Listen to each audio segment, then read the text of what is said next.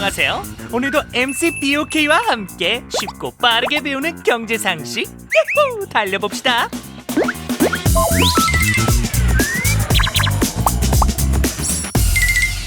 얼마 전에 제가 자주 가던 반찬집이 갑자기 사라졌어요. 임대문이라는 안내문만 덜렁 붙어 있길래 한숨을 푹 쉬었더니 옆에 있던 친구가 농담 반 진담 반으로 말하더라고요.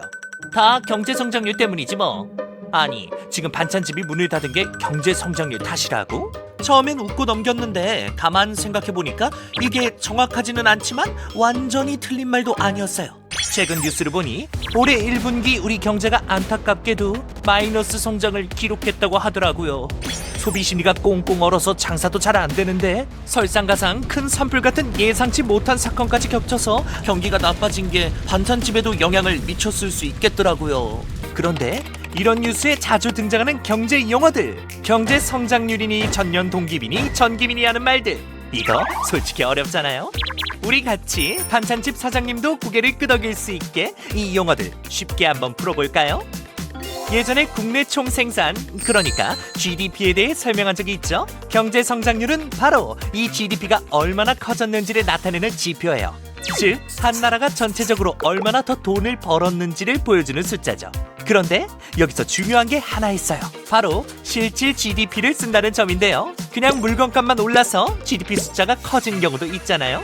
물가가 올라서 가격표의 숫자는 늘어났지만 실제 생산량이 늘어난 건 아닌 거죠. 그래서 이런 착시를 피하려고 물가 상승분을 빼고 순수하게 실제 생산이 얼마나 늘었는지만 따지는 실질 GDP를 사용하는 거예요. 경제 성장률은 보통 두 가지 방법으로 살펴봐요. 첫 번째는 전년 동기비 성장률. 예전에는 주로 이 방식을 썼는데요. 작년 같은 시기와 비교해서 경제가 얼마나 커졌는지를 보는 방식이에요. 이 방법은 장기적으로 경제 흐름을 파악하는 데는 좋지만 1년 전 상황과 비교하다 보니 당장 지금의 변화를 빠르게 캐치하기 어렵다는 아쉬움이 있죠. 그래서 요즘은 두 번째 방식인 전기비 성장률을 더 자주 사용해요. 이건 직전 분기와 비교해서 경제가 얼마나 좋아졌는지를 보는 방식이에요. 덕분에 최근의 경제 흐름을 좀 더 빠르고 정확하게 확인할 수 있죠. 요즘 OECD 국가들은 대부분 이걸 쓰고 있고 우리도 2006년부터 공식적으로 주지표로 사용하고 있어요. 하지만 설날이나 추석처럼 명절이 끼어있는 분기에는 소비와 생산 등 GDP가 명절의 영향을 받을 수도 있기 때문에 전기비 성장률을 보려면 통계적 기법으로 이런 계절적 영향을 제거한 GDP, 전문 용어로 계절조정 GDP를 사용합니다. 앞서 이야기한 전년 동기비와 전기비 성장률을 함께 참고하면 신속한 경기 전환 포착과보다 긴 시기에서의 경제 흐름 파악에 유용할 거예요. 여기서 잠깐! 미국은 다른 주요국과 달리 전기비 성장률을 연간 기준으로 환산한 전기비 연율을 주지표로 사용하고 있어서 미국과 우리나라 성장률을 비교할 때는 주의해야 해요. 정확하진 않지만 이해하기 쉽도록 설명하면 우리나라 전기비 성장률의 4를 곱한 숫자를 미국의 전기비 연율과 비교해야 한답니다. 경제 성장률을 살펴보면 단지 GDP가 몇 퍼센트 늘었는지만 알 수 있는 게 아니라 구체적으로 어떤 분야가 경제 성장을 이끌었는지도 알 수 있어요. 이걸 성장 기여도라고 하는데요.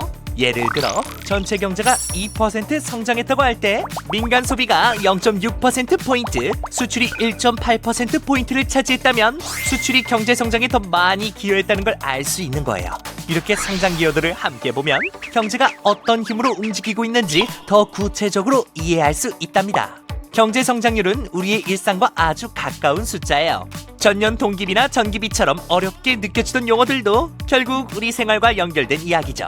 경제 성장률이 높다는 건 우리가 더 활기찬 경제 속에서 더 많은 일자리와 더 나은 소득을 기대할 수 있다는 뜻이기도 합니다. 반대로 성장이 멈추거나 낮아지면 자연히 생활도 어려워지겠죠. 그래서 경제 성장률은 우리가 마주할 삶의 질을 한눈에 보여주는 역할을 합니다. 다음에 뉴스에서 경제 성장률 이야기가 나올 때는 이 숫자 뒤에 숨은 우리 삶의 모습도 한번 생각해보면 어떨까요? 자, 오늘 내용은 이렇게 정리해볼 수 있겠군요. 그럼 다음에 또 만나요.